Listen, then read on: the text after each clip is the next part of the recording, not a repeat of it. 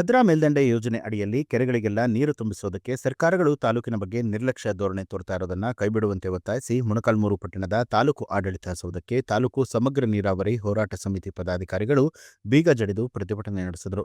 ಈ ಸಂದರ್ಭದಲ್ಲಿ ಮಾತನಾಡಿದಂಥ ರೈತ ಸಂಘ ರಾಜ್ಯ ಉಪಾಧ್ಯಕ್ಷರಾದ ಬೇಡರೆಡ್ಡಿಹಳ್ಳಿ ಬಸವರೆಡ್ಡಿ ಅವರು ಕೇಂದ್ರ ಸರ್ಕಾರವು ಭದ್ರಾ ಮೇಲ್ದಂಡೆ ಯೋಜನೆಗೆ 5,300 ಕೋಟಿ ರೂಪಾಯಿ ಮೀಸಲಿಡುವಂತಹ ಭರವಸೆ ನೀಡಿದರೂ ಇದುವರೆಗೂ ಹಣವನ್ನು ಬಿಡುಗಡೆ ಮಾಡಿಲ್ಲ.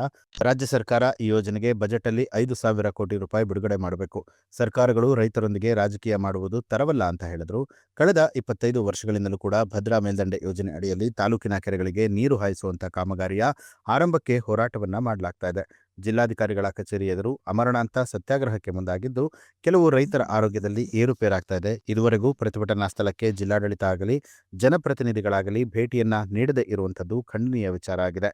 ಈ ಸಂದರ್ಭದಲ್ಲಿ ಜಿಲ್ಲಾ ಸಂಚಾಲಕರಾದ ಪರಮೇಶ್ವರಪ್ಪ, ರೈತ ಸಂಘದ ಜಿಲ್ಲಾಧ್ಯಕ್ಷರಾದ ಮಲ್ಲಹಳ್ಳಿ ರವಿಕುಮಾರ್, ಸಿಪಿಐ ಕಾರ್ಯದರ್ಶಿ ಡಿ ಪೆನ್ನಯ್ಯ, ಎಸ್ ಪರಮೇಶಯ್ಯ, ಪಾಪಯ್ಯ, ತಿಪ್ಪೇಸ್ವಾಮಿ, ಹೊರೆಹಳ್ಳಿ ನಾಗರಾಜ್, ನಿಂಗಣ್ಣ, ಬಸವರಾಜ್, ಮಾಲಿಂಗಪ್ಪ, ಕೋಟೆ ಈರಣ್ಣ, ವೆಂಕಟೇಶ್, ರಾಮಾಂಜನಿ, ಶ್ರೀನಿವಾಸ್, ಪ್ರಕಾಶ್ ಉಪಸ್ಥಿತರಾಗಿದ್ದರು.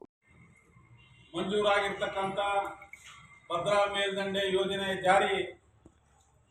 ಜಾರಿಯಲ್ಲಿ ಮೊಳಕಾಲ್ಮೂರು ಕ್ಷೇತ್ರ ಸಮೇತವಾಗಿ ಮೊಳಕಾಲ್ಮೂರು ಕ್ಷೇತ್ರಕ್ಕೂ ಸಮೇತವಾಗಿ ಅನ್ವಯಿಸುತ್ತೆ. ಆದರೆ ಇಲ್ಲಿವರೆಗೂ ಮೊಳಕಾಲ್ಮೂರು ಕ್ಷೇತ್ರದಲ್ಲಿ ಯಾವುದೇ ಕೆರೆಗೆ ನೀರು ಹರಿಸ್ತಕ್ಕಂಥ ವಿಚಾರದಲ್ಲಿ ಯಾವುದೇ ಕಾಮಗಾರಿ ಕೂಡ ಇಲ್ಲಿವರೆಗೂ ಪ್ರಾರಂಭ ಆಗಿಲ್ಲ. ಮೊಳಕಾಲ್ಮೂರು ಕ್ಷೇತ್ರದಲ್ಲಿ ಅಪ್ಪರ್ ಭದ್ರಾ ಕಾಮಗಾರಿ ಕೂಡಲೇ ಪ್ರಾರಂಭ ಆಗಿ ಈ ಬರಡು ಭೂಮಿಯಲ್ಲಿರ್ತಕ್ಕಂಥ ರೈತರಿಗೆ ನೀರು ಕೊಡ್ತಕ್ಕಂಥ ಕೆಲಸವನ್ನ ಸರ್ಕಾರ ತುಂಬಾ ವಿಳಂಬ ಮಾಡ್ತಾ ಇದೆ. ಇದಕ್ಕೆ ಈ ಕಾಮಗಾರಿಗೆ ಬೇಕಾಗಿರ್ತಕ್ಕಂಥ 5,300 ಕೋಟಿ ಹಣವನ್ನ ಕೇಂದ್ರ ಸರ್ಕಾರ ಇಲ್ಲಿಯವರೆಗೂ ಕೂಡ ಬಿಡುಗಡೆ ಮಾಡಿಲ್ಲ. ಇವತ್ತು ಅದರ ಭಾಗವಾಗಿ ಈ ಕಾಮಗಾರಿ ಕೂಡಲೇ ಪ್ರಾರಂಭ ಆಗಬೇಕು,